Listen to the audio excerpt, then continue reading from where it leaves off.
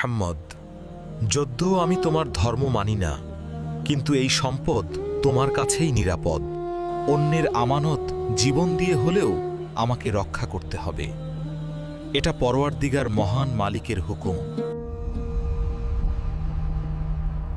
আজকের রাতটাই হবে মোহাম্মদের শেষ রাত।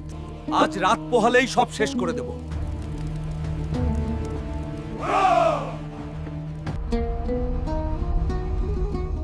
আলী, তুমি আমার বিছানায় শুয়ে থাকো।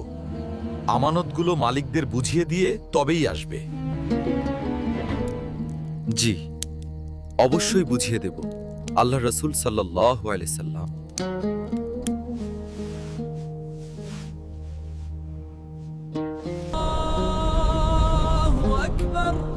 আল্লাহই আমার রক্ষাকর্তা।